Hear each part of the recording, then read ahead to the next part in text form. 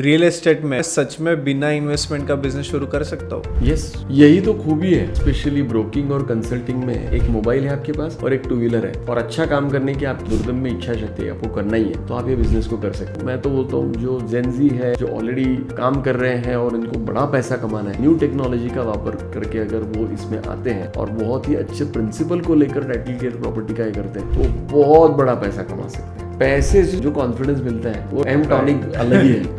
अगर real estate में किसी को लैंड खरीदना है या क्लाइंट को दिखाना है तो क्या क्या बेसिक क्वेश्चंस पूछने चाहिए? मेनली पर्पस पूछना चाहिए, लैंड का टाइटल बहुत ही अच्छी तरीके से होना चाहिए, और उनका जो बजट है वो बजटिंग ठीक तरीके से किया कि नहीं, ये 3 चीजें मैं पूछता हूँ। मुझे एक व्यक्ति मिला जिसने 700 करोड़ का डील किया था, तो उसमें उसको 7 करोड़ रुपीज उसको ब्रोकरेज मिला। तो मैं बताना चाहूँगा कि अपॉर्चुनिटीज ह्यूज है। अच्छे बिल्डर्स का जितना इनकम नहीं है उतना इनकम हमारे यहाँ का ब्रोकर्स का है। 10 lakh rupees 15 lakh rupees per month कमाना, एक नॉर्मल ब्रोकर 5 लाख रुपीज तक पर मंथ कमाना, ये बहुत ही नॉर्मल चीज है।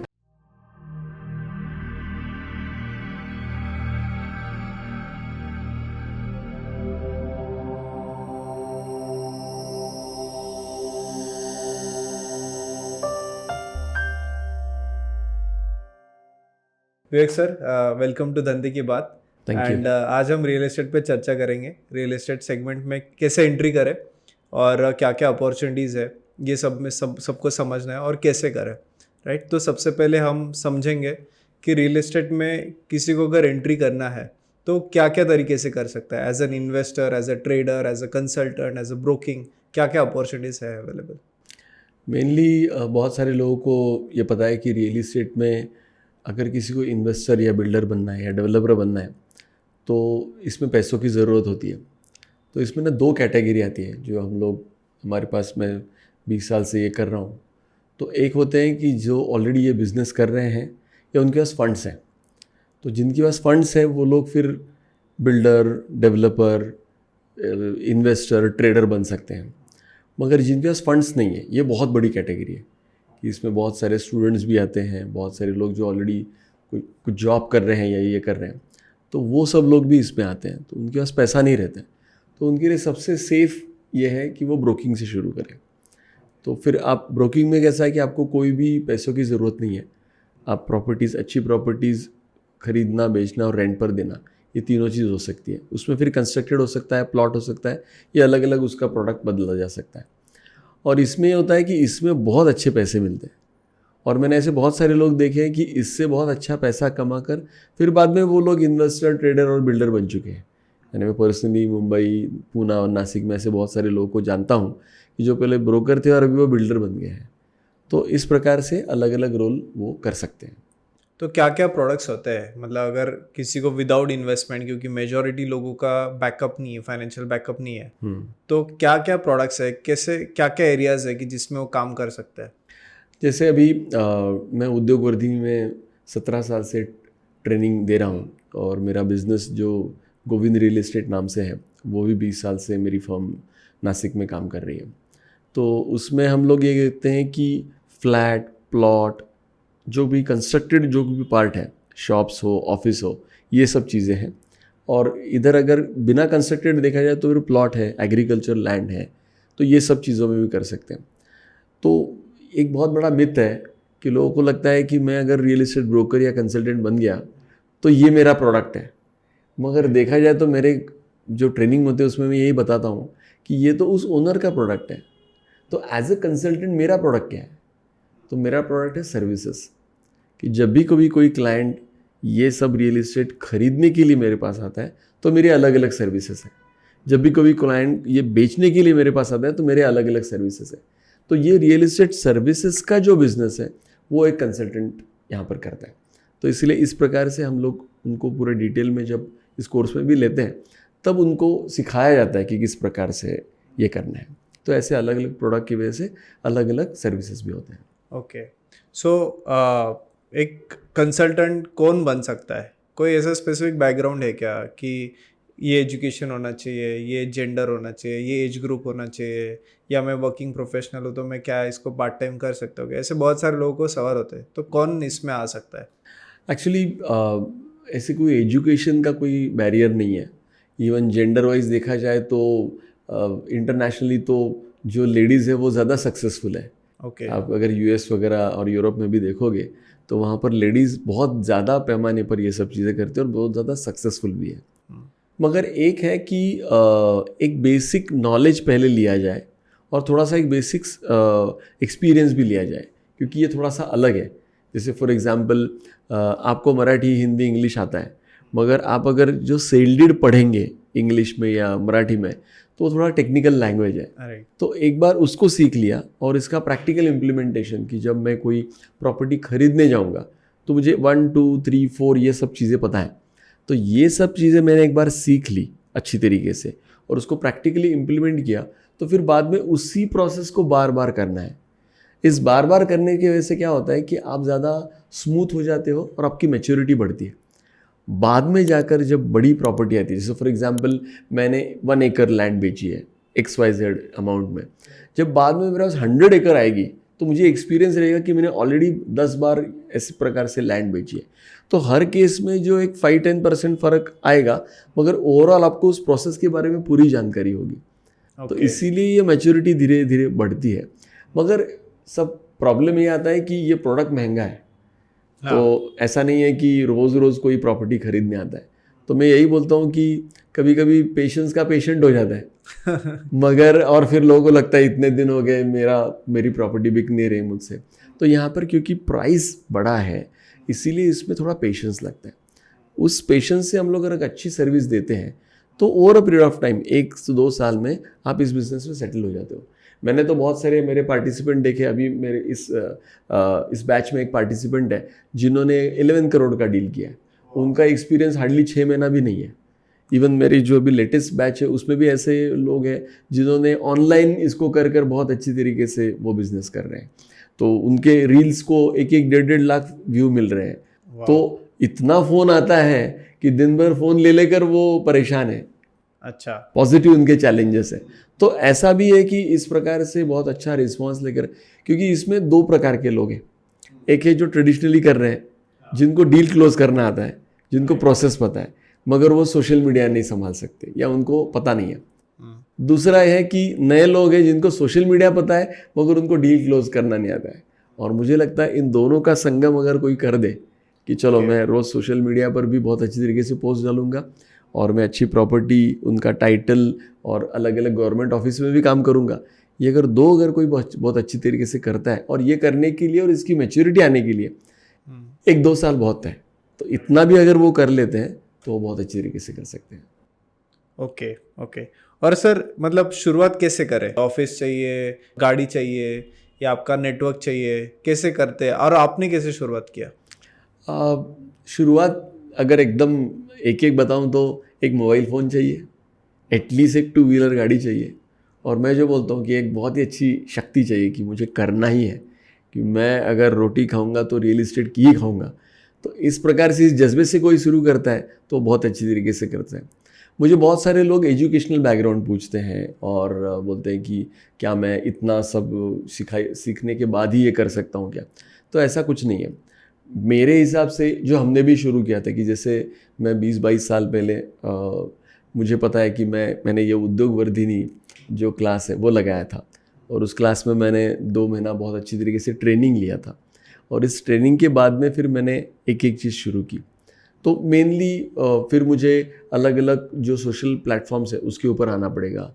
बहुत सारे जो ब्रोकर्स और बिल्डर्स के जो व्हाट्सएप के ग्रुप है उसमें मुझे आना पड़ेगा, और वहाँ से मुझे जो डेटा मिलेगा, क्योंकि डेटा बहुत मिलेगा आपको, प्रिंट मीडिया से मिलेगा, सोशल मीडिया से मिलेगा, अलग अलग जगह से आपको डेटा मिलेगा। फिर इसको वेरीफाइड डेटा करना पड़ता है, आपको वहाँ पर विजिट करनी पड़ेगी, उसकी डिटेल इन्फॉर्मेशन लेनी पड़ेगी। ये सब डेटा आपको अपने फॉर्मेट में अलग अलग प्लेटफॉर्म्स के ऊपर आपको डालना पड़ेगा, और वहाँ से फिर क्लाइंट्स आएंगे। फिर वो उनके मोबाइल फ़ोन को देखकर आपके ऑफिस तक या आपको मिलने के लिए, अगर किसी का ऑफिस भी नहीं है, ऑफिस की पहले कोई ज़रूरत नहीं है, तो अगर वो मिलते हैं या आप उनके घर पर जाते हो पहले तो उनसे फिर उसका नीड एनालिसिस करना पड़ेगा कि इनका क्या रिक्वायरमेंट है, इनके घर में कौन कौन रहता है। और वहाँ पर फिर हम लोग ये करते हैं कि मैं हर बार बोलता हूँ कि लोग पहचानने आनी चाहिए, तो वो नीड एनालिसिस बहुत अच्छा होता है। वहाँ पर आपको एक चीज़ देखनी चाहिए कि इनमें से डिसीजन मेकर कौन है। आपको जानकर बहुत आश्चर्य होगा, हर बार जो व्यक्ति पैसे देता है वो डिसीजन मेकर होता है ऐसा कुछ नहीं है। राइट। कभी कभी ऐसा होता है कि एकदम उस राजा की जान उस पोपट में रहती है। तो वो छोटे छोटे जो बच्चे हैं वो तय करते हैं। मेरे क्लाइंट है, उनको जो बच्ची है वो उनको करीबन शादी के बाद 16 साल के बाद हुई थी। उस लड़की ने जो फ्लैट उसने बताया उसी फ्लैट को उन्होंने लिया। तो फिर इसीलिए मेरे लिए तो वही थी कि हाँ यही डिसीजन मेकर है। तो उस प्रकार से कहीं भी आप जाते हो तो आपको डिसीजन मेकर कौन है वो देखना चाहिए, उनकी क्या क्या एक्सपेक्टेशन है, और ये नीड एनालिसिस बहुत अच्छा होना चाहिए। अगर कोई ब्रोकर बहुत अच्छी तरीके से नीड एनालिसिस करने लग गया और उस हिसाब से आपके पास जो कुछ भी आपके पास प्रॉपर्टी है वो अगर आप शो करते हो, नॉर्मली गलती क्या होती है, आप मुझे फ़ोन करते हो, वो बोलते हैं मुझे ये एरिया में 1 करोड़ रुपए तक ये प्रॉपर्टी चाहिए, और मैं एज अ ब्रोकर बोलता हूँ ठीक है सर, फिर आप कब छुट्टी है आपको, संडे को, ओके, तो संडे को आप मुझे सुबह 10 बजे यहाँ पर मिलिए, और मेरे पास जो 80 लाख से लेकर 1.5 करोड़ तक जो कुछ भी प्रॉपर्टी है वो सब मैं 10-15 प्रॉपर्टी आपको दिखाकर आप पूरे कंफ्यूज हो जाते हो। हाँ, क्योंकि इतना सारा आपने देखा है वो सब चीज़ें।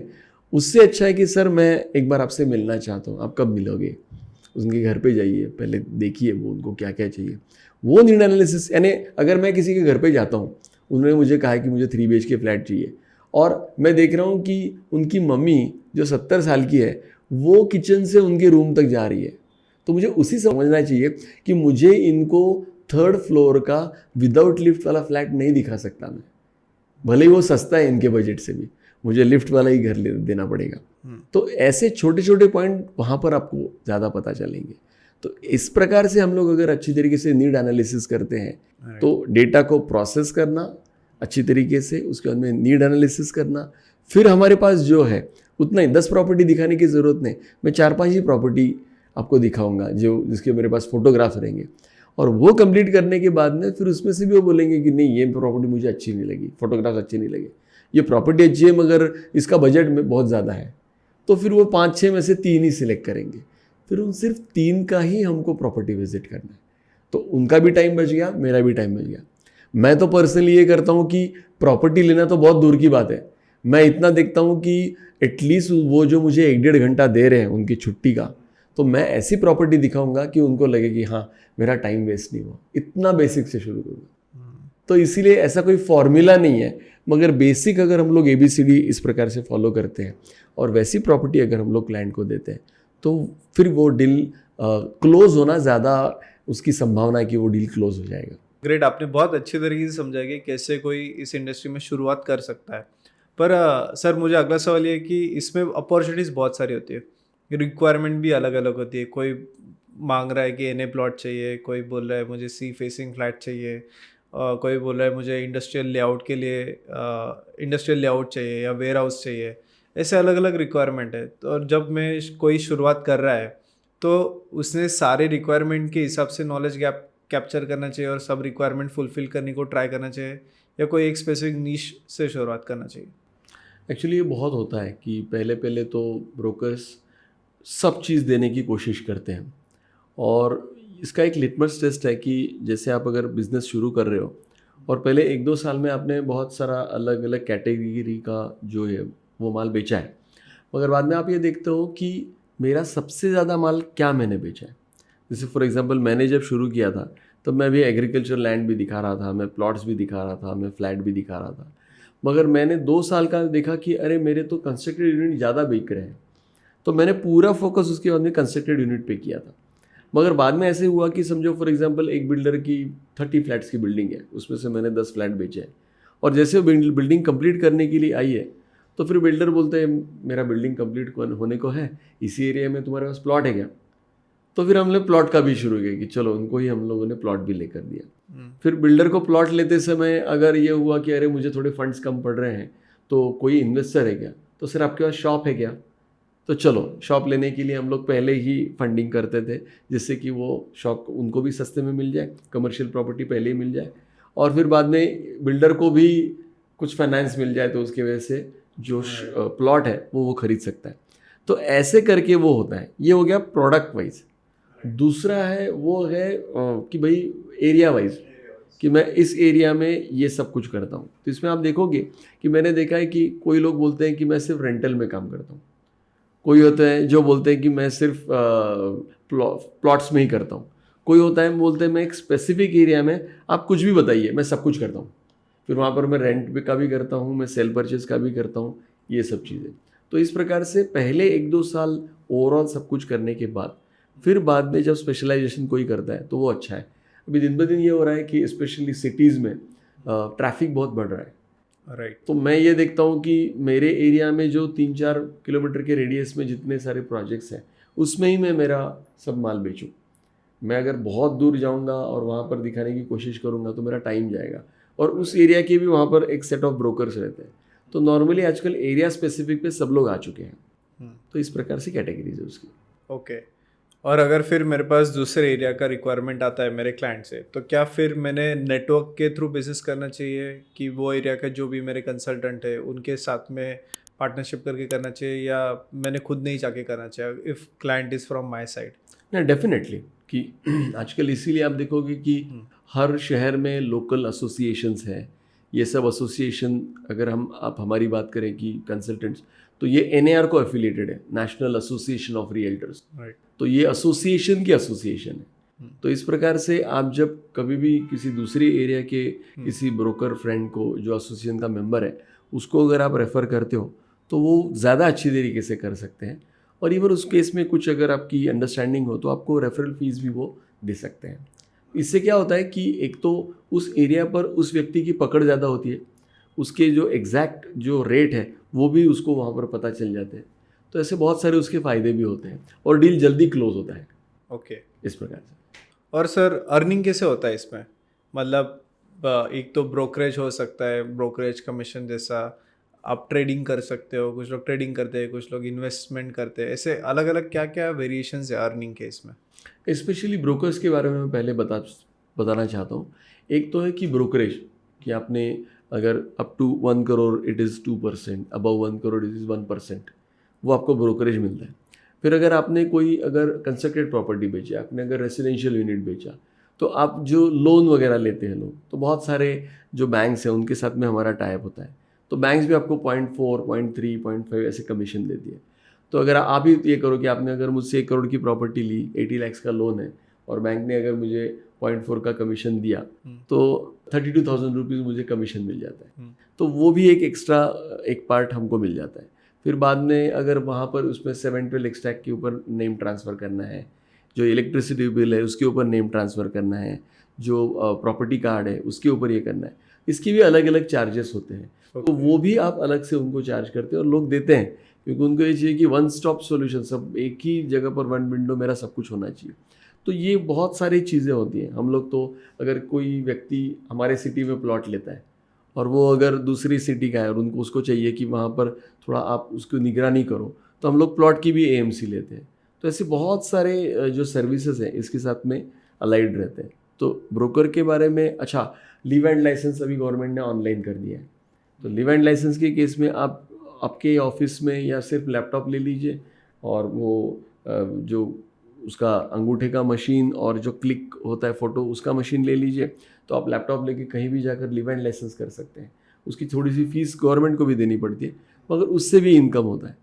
तो मेरा कहना है कि ये एक ऐसा लीगल हब बन जाता है जहाँ पर आपको हर छोटी मोटी चीज़ों का भी काम मिलने लगते हैं। ओके। और सिर्फ अच्छा, आपको प्रॉपर्टी बेचनी नहीं है, मगर आपको आपके पेपर्स आपको एकदम अप टू डेट करने हैं, तो वो भी एक डॉक्यूमेंटेशन कंप्लायंस का बिजनेस हो गया कि सर आप आपकी फ़ाइल दीजिए, हम लोग आपको बहुत अच्छी तरीके से पूरा आपका फ़ाइल अप टू डेट करेंगे।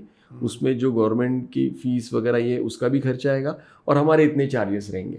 फिर वो फ़ाइल पूरी स्कैन करके हम लोग आपको देंगे, फिर उसी फाइल को अच्छी तरीके से बना के हम लोग आपको देंगे। तो ये सब चीज़ें भी उसके साथ में आती है। तो बहुत सारी छोटी छोटी चीज़ें इसमें लगती हैं, और इससे भी अलग से ये होता है। मैं आपको बताना चाहूँगा, मैंने जब सुना कि गवर्नमेंट स्टैम्प ड्यूटी लेती है और गवर्नमेंट रजिस्ट्रेशन चार्जेस लेती है, तो मैंने मेरे एडवोकेट साहब को पूछा कि ये दोनों पैसा गवर्नमेंट को मिल रहा है, तो अलग अलग से क्यों लेते हैं? तो उन्होंने मुझे बताया कि रजिस्ट्रेशन चार्जेस की वजह से जो रेवेन्यू डिपार्टमेंट है पूरा उसका खर्चा चलता है, और स्टैम्प ड्यूटी जो है वो गवर्नमेंट का प्योर इनकम है। हाँ। तो वही कॉन्सेप्ट मैं बोला, अरे फिर मैं मेरे बिजनेस में वो कर सकता हूँ क्या?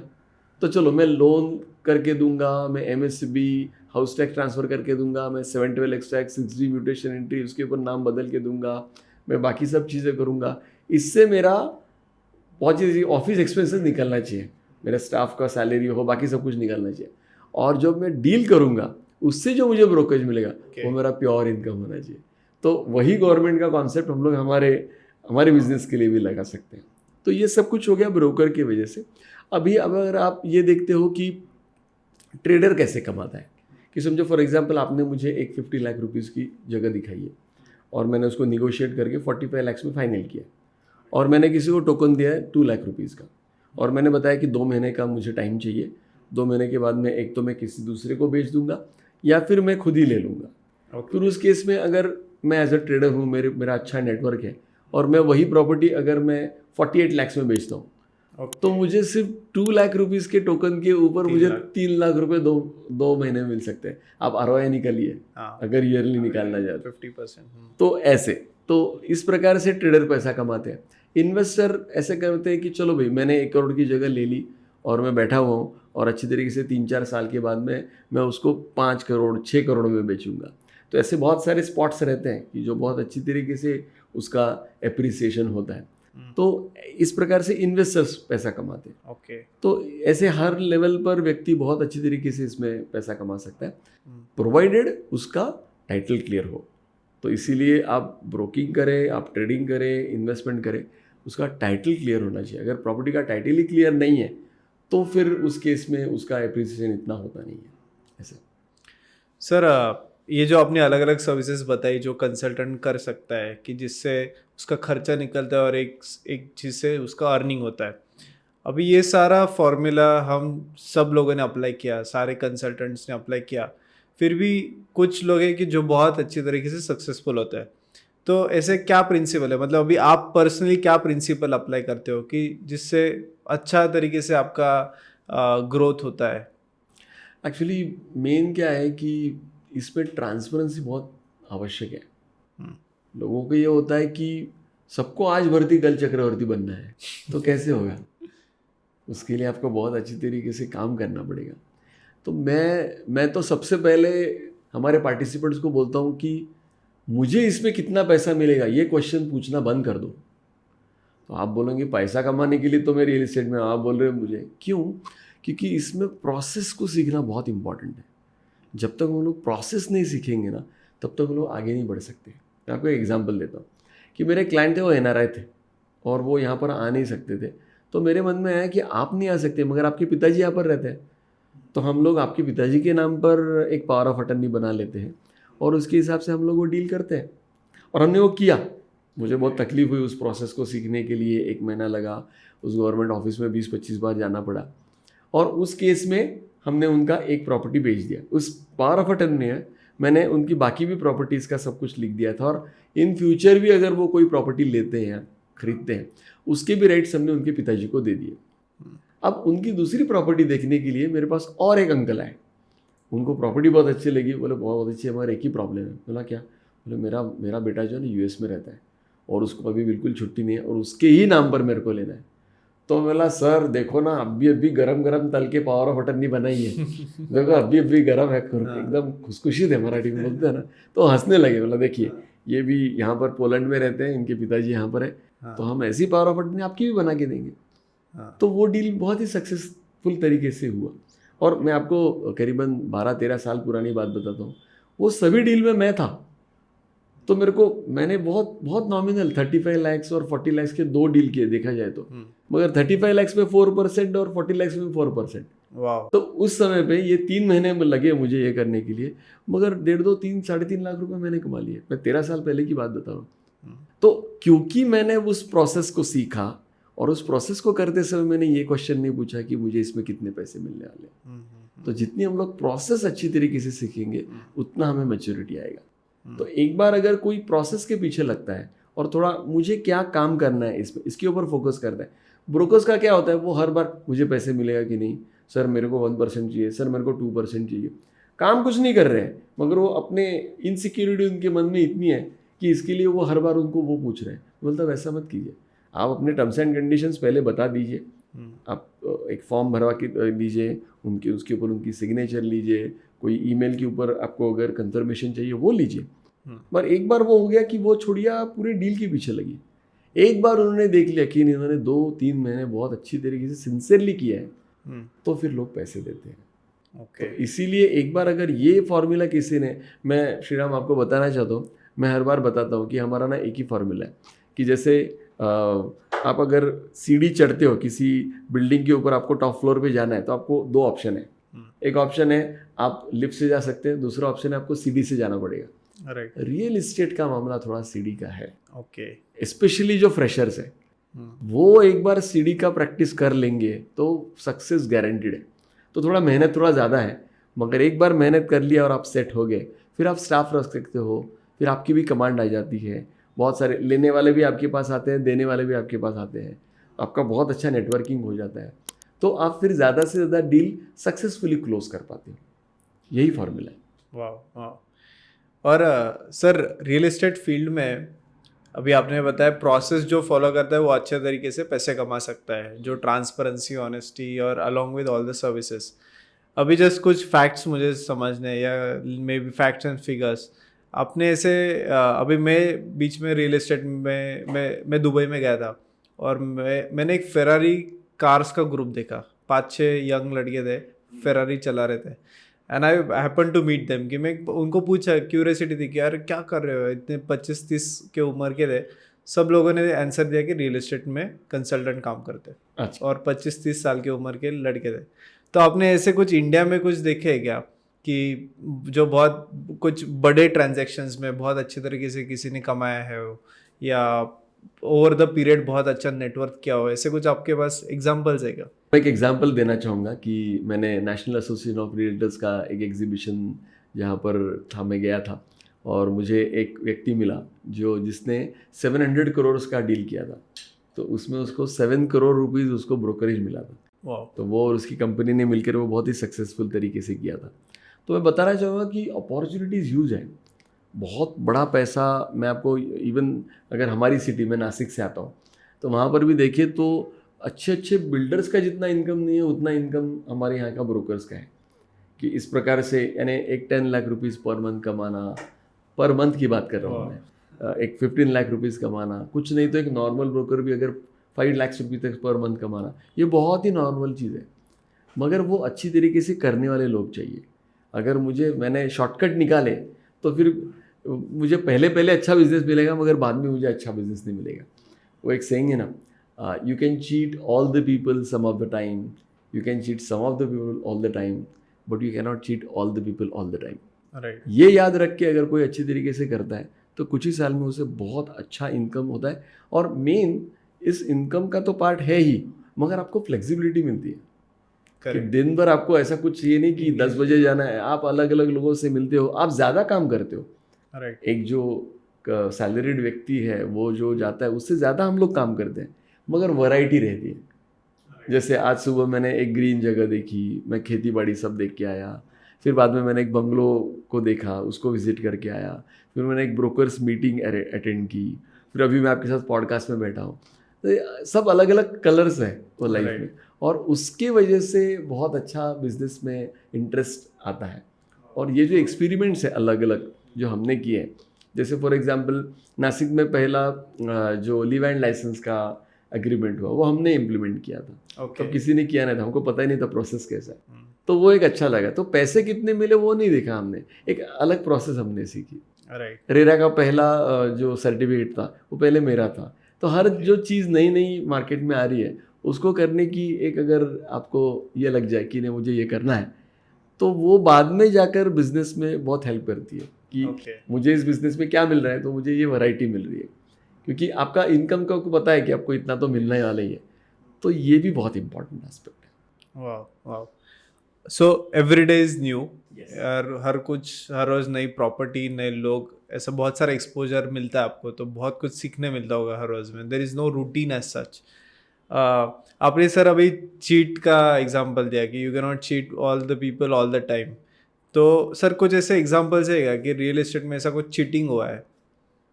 मैं आपको चीटिंग के विरुद्ध जो है ना वो बताता हूँ। कि चीटिंग करना तो वो तो पता है कि इतने का इतने में ले लिया, ऐसे ही है। एक मेरा कहना है कि सबको ना 100 अंडे रोज चाहिए। ओके। चलो वो मैं नेचुरल मानता हूँ, आपको 100 अंडे रोज चाहिए।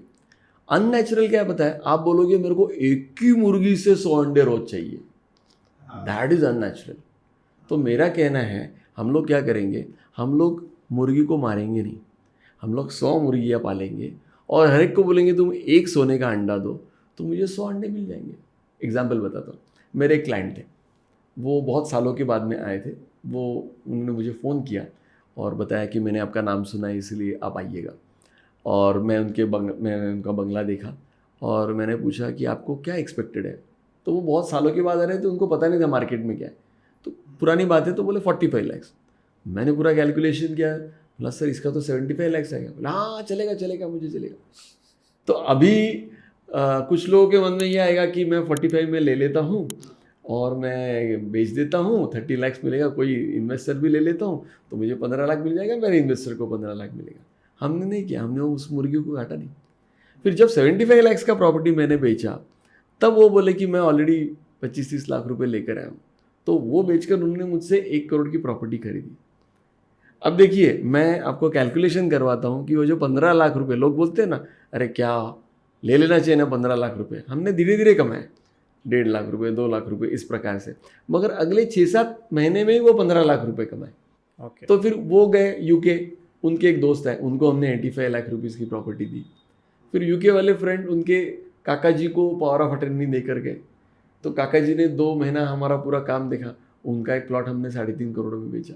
तो ऐसे धीरे धीरे करते करते एक 5-6 ही महीने में मैंने भी 15 लाख रुपए कमा लिए उसमें से। ओके। मगर हमने मुर्गी को नहीं मारा। हाँ। अरे हमने मुर्गी को जिंदा रखकर अलग नई और मुर्गियाँ भी तैयार की और सबके अंडे लिए। तो उसके बाद उनके रेफरेंस से मुझे कितना मिला ये तो मैंने काउंट भी नहीं किया, मगर हमारी सब मुर्गियाँ जिंदा है, खुश है और बहुत ही हंसी खुशी वो हमको एक अंडा रोज दे रही है, बिजनेस बढ़ रहा है। इसलिए मैं अगर जीमेल में आपको मेल करूं तो मेरे इधर मैंने सिग्नेचर में एक टैगलाइन डाली है कि why honesty is the best policy because there is hardly any competition. तो ये जो अभी वातावरण चल रहा है जिसमें लोगों को बहुत जल्दी सब कुछ चाहिए, उस होड़ में वो जो गलतियां कर रहे हैं ना, वो गलती और वो होड़ हमारे बीच में है ही नहीं। तो फिर वही हमारी यूएसपी बन जाती है कि हमने बहुत ही टाइटल क्लियर, बहुत ही सिंसियरली सब सर्विसेज देकर हम आपको बहुत अच्छी तरीके से सब कुछ सर्विसेज देंगे। तो ये भी बहुत अच्छा एक एस्पेक्ट बन सकता है। वाह, ग्रेट। हाँ, मतलब बहुत लोगों को शॉर्ट टर्म, आजकल क्या है, शॉर्ट टर्म अर्निंग चाहिए, क्विक अर्निंग चाहिए, but it's a patience game. और अगर आप लॉन्ग टर्म विजन रखो और किसी को, और ट्रस्ट का काम है अल्टीमेटली, तो वो करो तो आप बहुत अच्छे तरीके से। बहुत सारे जेनजी को ये ज्ञान लग सकता है हाँ। कि अरे ये ज्ञान मत दो हमको, हाँ। मगर रियल इस्टेट में तो यही चलता है। आपके एडवर्टीजमेंट के, आपके मार्केटिंग के, आपके बाकी सब जो स्किल सेट है, जो टैक्टिस है, वो सब चल सकता है, मगर जो बेसिक प्रिंसिपल है जिसकी मैं बात कर रहा हूँ वो इंटैक्ट रहते हैं।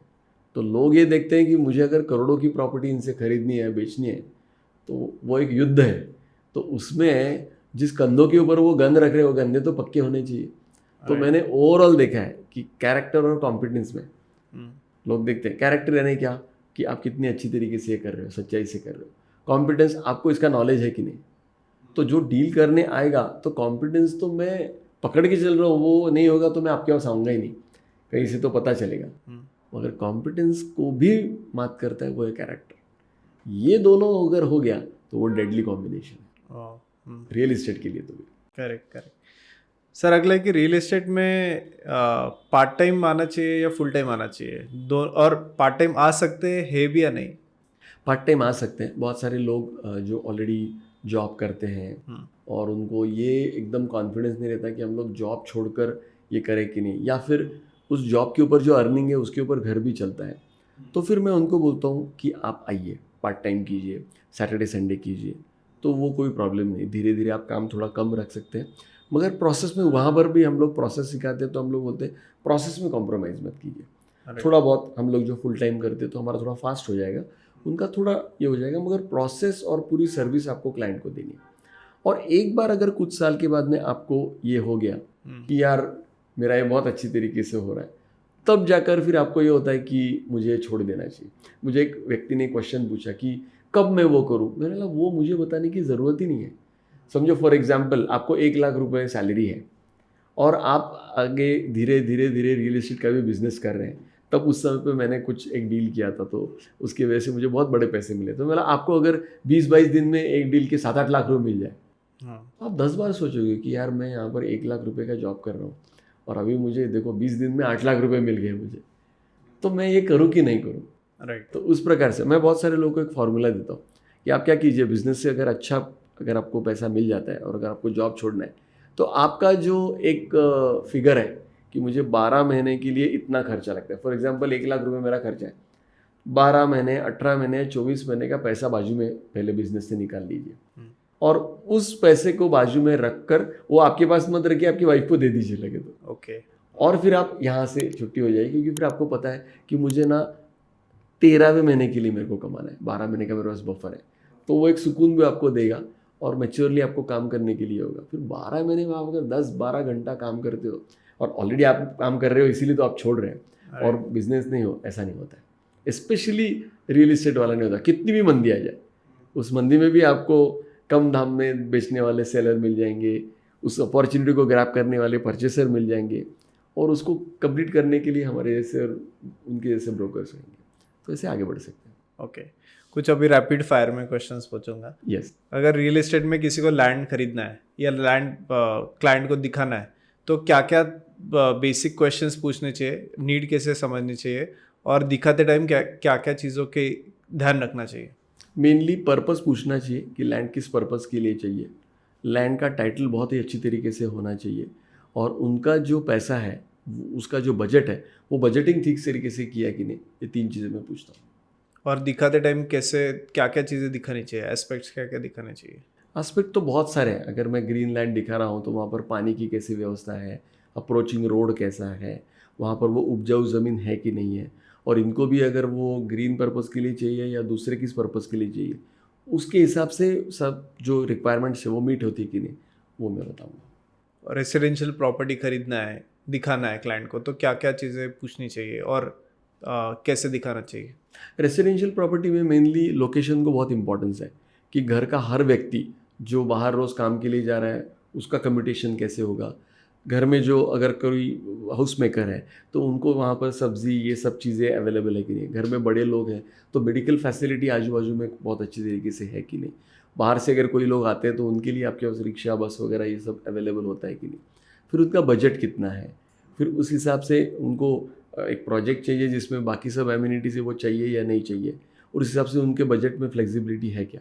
तो ये सब चीज़ों का नीड एनालिसिस करके वैसे हम लोग अच्छी प्रॉपर्टी उनको अगर दिखाएंगे तो फिर वो अच्छी तरीके से करेंगे। और हमने उनको बताना चाहिए कि इसके लिए स्पेशली आपने रेसिडेंशियल बोला इसलिए उनका ये रहता है कि लोन, आज लोन के लिए बहुत टाइम लगता है, तो लोन भी हम करके देंगे। आप बताइए आपको कौन से बैंक से चाहिए, आपके अगर पेपर्स फाइनेंशियल पेपर्स अच्छे हैं तो टाइटल के पेपर हम लोग बहुत अच्छी तरीके से प्रोवाइड करके आपको उस बैंक से लोन करके देंगे। इस प्रकार से उसकी फ्रेमवर्क होती है। Got it. इंडस्ट्रियल और कमर्शियल के लिए क्या क्या चीज़ें पूछनी चाहिए? इंडस्ट्रियल का मेनली जिस जोन में वो इंडस्ट्री है उसके लिए वो अलाउड है क्या, जो इंडस्ट्री इनको डालनी है। फिर MIDC और उसके जो रूल्स है, सेज में अगर है कोई IT के लिए अगर कुछ बनाई है तो उनके रूल्स और इनका रजिस्ट्रेशन ये सब कुछ मैच होता है क्या। और उसके हिसाब से कभी कभी कोई हेवी इंडस्ट्रीज रहते हैं तो उनके ट्रक वगैरह आते हैं, तो उस हिसाब से जो फ्रंटेज चाहिए उनकी प्लॉट को वो है कि नहीं। ये सब चीज़ें देखकर फिर बजट और टाइटल, तो मेनली इंडस्ट्रियल की इसमें रूल्स एंड रेगुलेशंस कैटेगरी इसको ज़्यादा इंपॉर्टेंस है, और फिर टाइटल बजट इस प्रकार से। और सर आई थिंक अभी मुझे एक जानना है कि रियल एस्टेट में क्या मैं सच में बिना इन्वेस्टमेंट का बिजनेस शुरू कर सकता हूँ? यस, यही तो खूबी है। यानी स्पेशली ब्रोकिंग और कंसल्टिंग में आपको बिना पैसा डाले इसमें करना है। मैंने आपको बताया ना, एक मोबाइल है आपके पास और एक 2 व्हीलर है, और अच्छा काम करने की आपकी एक दुर्दम्य इच्छा शक्ति है, आपको करना ही है, तो आप ये बिज़नेस को कर सकते हो। मैं आपको एक एग्जांपल के साथ बताता हूँ। फॉर एग्जांपल आप देखो, अगर किसी को ऑटोमोबाइल का बिज़नेस करना है तो इतना बड़ा शोरूम निकालना पड़ेगा, उसके साथ में इतने सारे लोग रखने पड़ेंगे, बड़ी हेवी इन्वेस्टमेंट है। चलो वो छोड़ दीजिए, आपको जूता बेचना है तो आपको एटलीस्ट कुछ नहीं तो एक रेंट पर शॉप लेना पड़ेगा, शोरूम लेना पड़ेगा, 2-3 बच्चे वहाँ पर काम के लिए रखने पड़ेंगे, और वो सब करने के बाद फिर आपको आप बेच सकते हो, जिसमें आपको 10-12% का अगर मार्जिन रहेगा। आप मेरे पास आते हो और आप मुझे बोलते हो कि मुझे 5 करोड़ की प्रॉपर्टी चाहिए, और मैं दिन भर में आपको 100 करोड़ की प्रॉपर्टी दिखाता हूँ, यहाँ पर 5 करोड़ की, यहाँ पर 7 करोड़ की, यहाँ पर 3 करोड़ की। तो 100 करोड़ का प्रॉपर्टी दिखाने के लिए मेरा 1 रुपये का भी इन्वेस्टमेंट नहीं है। हाँ। तो इसीलिए कोई भी इन्वेस्टमेंट ना करते हुए अगर आप मैं आपको कन्विंस कर देता हूँ कि आप ये डील कीजिए, और आप मुझसे 5 करोड़ का अगर प्रॉपर्टी ले लेते हो तो आप मुझे 5 लाख रुपीज़ कमीशन देते हो, और अगर दूसरे भी जो इससे के साइड से मैं हूँ तो वो भी मुझे 5 लाख रुपए देंगे, तो उस डील में मुझे 10 लाख रुपए मिलेंगे। अच्छा, वो डील मेरा नहीं होता है तो मेरा नुकसान क्या है? ठीक है, मेरा टाइम थोड़ा सा ये हो गया, तो प्रोबेबिलिटी ठीक है, मैं अगर 60-70 क्लाइंट को दिखाता हूँ और मेरा एक क्लाइंट फाइनल हो जाता है तो मैं आई एम फाइन, तो मेरा फाइनेंशियल कोई भी नुकसान नहीं है। तो ये सबसे बड़ा पार्ट है कि इसमें कोई इन्वेस्टमेंट नहीं है, फाइनेंशियल कोई नुकसान नहीं है। अगर मेहनत से अच्छी तरीके से ये बिज़नेस किया तो लोग आपको छोड़ते नहीं है। तो इसके वजह से इस बिज़नेस को मैं तो बोलता हूँ, जो जेनजी है, जो ऑलरेडी काम कर रहे हैं और इनको बड़ा पैसा कमाना है, उन्होंने आना चाहिए इसमें। और जो ट्रेडिशनल लोगों ने अगर कोई गलत धारणाएं सेट की है तो उसको तोड़कर अच्छी तरीके से न्यू टेक्नोलॉजी का वापर करके अगर वो इसमें आते हैं और बहुत ही अच्छे प्रिंसिपल को लेकर टाइटल क्लियर प्रॉपर्टी का ये करते हैं तो बहुत बड़ा पैसा कमा सकते हैं। तो इसीलिए यही इसका क्रक्स है, यही इसकी खूबी है कि इस प्रकार से विदाउट एनी इन्वेस्टमेंट आप ये बिजनेस कर सकते हो और बड़ा पैसा कमा सकते हो। हाँ, ग्रेट। आई थिंक मुझे ऐसे लग रहा है कि मैंने भी इसमें थोड़ा पार्ट टाइम शुरू करना चाहिए। डेफिनेटली बहुत बहुत स्कोप है, एंड जितना नेटवर्क है, जितना रीच है, I think definitely I think इसमें सब सेगमेंट के, सब age, gender, educational background, working background, सब लोग इसमें मैं आ जस्ट सकते। क्लोज करने से पहले मैं एक मेरी नसीहत देना चाहूँगा कि जब कोई नया फ्रेशर आता है ना तो वो एक्सपेक्ट करता है कि मैं आते आते ही मैं 10-15-100 करोड़ का माल बेच दूंगा और मुझे 1 करोड़ का ब्रोकरेज मिल जाएगा। मैं बोलता हूँ कि छोटा छोटा मॉर्सल लीजिए, आप एक 10-15,000 रुपीज़ का एक रेंट का बिजनेस पहले कर लीजिए कि आपको ब्रोकरेज मिला, आप कोई 50 लाख रुपीज़ तक प्रॉपर्टी सेल परचेस कीजिए, यानी चलो उसमें मुझे 1 लाख रुपए मिला। तो छोटा एक बड़ा सक्सेस मिलने के लिए ना एक छोटा सक्सेस होना चाहिए। एक बार छोटा सक्सेस मिल गया, आपको पैसा भी मिलता है, आपको आगे जाने की एक प्रेरणा भी मिलती है। और सर अभी मेरा लास्ट क्वेश्चन, रियल एस्टेट में जब कोई एंट्री करता है तो शुरुआत में उसने अर्निंग एक्सपेक्टेशन कैसे रखना चाहिए? वो रील देख के आता है कि इसने 10 लाख रुपए कमाए, पर शुरुआत में जब उसको रियलिटी चेक मिलता है तो शायद वो डिमोटिवेट हो जाता है। तो एक्चुअल एक्सपेक्टेशंस क्या रखनी चाहिए? मैं इसका एक सैद्धांतिक आपको पहले ये दूंगा कि कोई भी बड़ा सक्सेस मिलने के लिए ना पहले छोटा सक्सेस मिलना चाहिए। अगर आपको 10th में बोर्ड में आना है तो आप ऐसा नहीं कह सकते कि मैं 9th में मैं सभी सब्जेक्ट में फेल हो जाऊंगा और मैं 10th में बोर्ड में भी आऊँगा। एक्सेप्शनल हो सकता है, मगर नॉर्मली 9th में क्या होगा कि चलो मैं मेरे स्कूल में पहले आ जाऊँ, फिर 10th में बोर्ड में भी आ जाऊँ। वैसे ही रियल इस्टेट का है कि लोगों को क्या लगता है, मैंने शुरू किया ना, एक मैं 100 करोड़ का डील कर दूंगा तो मुझे 1 करोड़ रुपए ब्रोकरेज मिलेगा। वैसा होता नहीं है। और फिर लोग बाद में ऐसे पे आ जाते हैं कि सर मुझे स्टूडेंट्स मिलते हैं कि सर मैं ना 10,000 रुपये का पेट्रोल डालता हूँ और आजकल मुझे फिर अभी घर वाले बोल रहे हैं कि अगले महीने से तुमको 10,000 रुपये नहीं देंगे, सिर्फ घूमते रहते हो, कुछ पैसे तो कमाते नहीं हो। तो मेरा ये कहना है कि छोटे छोटे मॉर्सल लीजिए। जैसे कि आपने अगर शुरुआत की है, आप रेंटल प्रॉपर्टीज़ का कीजिए, 10,000, 15,000, 20,000 ऐसा रेंटल प्रॉपर्टी दीजिए जिससे आपको बेसिक पैसा मिलने लगेगा। फिर सेल परचेस में आप 50 लाख, 60 लाख, 70 लाख, ये ऐसी साइज़ है जिसमें आप आराम से काम कर सकते हैं और वो अवेलेबल रहते हैं, वो उसकी डिमांड और सप्लाई एकदम कांस्टेंट रहता है। फिर जाकर आप करोर्स के प्रॉपर्टीज़ पर जाइए, फिर जाकर 10 करोड़, फिर 25 करोड़, ऐसे आगे बढ़ सकते हैं। इस प्रकार से अगर धीरे धीरे करके आगे बढ़ते हैं तो बहुत, और प्रॉपर्टी का इतना अच्छा एस्पेक्ट है। मैं आपको एक डील बताता हूँ, 10 साल पुरानी बात होगी। मेरे एक क्लाइंट है जिनका रहता हुआ घर जो है वो 25 लाख रुपीज़ में हमने बेचा। 2 BHK फ्लैट है। जो दूसरा एक फ्लैट था उनका इन्वेस्टमेंट वाला, वो हमने 33 लाख रुपये में बेचा, वो भी 2 BHK फ्लैट था, और उनको हमने 55 लाख का एक फ्लैट लेकर दिया। और ये सभी डील्स में मैं अकेला ही था। तो मैंने देखा कि हार्डली 2-1 महीने में बहुत अच्छी तरीके से 4-5 लाख रुपए मिल गए। तो ऐसे इवन छोटा भी टिकट साइज़ अगर होता है ना, तो उसमें बहुत अच्छा पैसा मिलता है। तो उसके ऊपर आप ये करने से अच्छा है कि मुझे 100 करोड़ का डील करना है।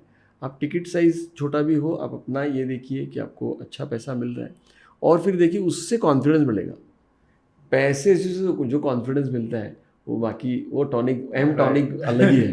करेक्ट। एक बार आपको पैसा मिलने लगा, फिर आपको सब अकल आती है कि मैं ऐसे करूँगा, उस बिज़नेस को और अच्छा स्टैंडर्डाइज करूँगा, और क्या क्या मैं सर्विसेज से कर सकता हूँ। इसलिए छोटे छोटे मॉर्सल पहले लीजिए, बाद में बड़े डील कर सकते हैं। Alright, great, thank you so much sir for Thank you. Wonderful guidance. And I think ये वीडियो देख के बहुत सारे लोगों को इंस्पिरेशन मिलेगा to get started with real estate journey. Sure. बहुत लोगों को टेक्निकल नॉलेज मिलेगा कि कैसे, अगर वो कोई सिचुएशन में फंसे हो या उनको डाउट नहीं क्लियर हो, तो आई थिंक ये वीडियो से बहुत उनका फ़ायदा होगा। So thank you so much. Thank you.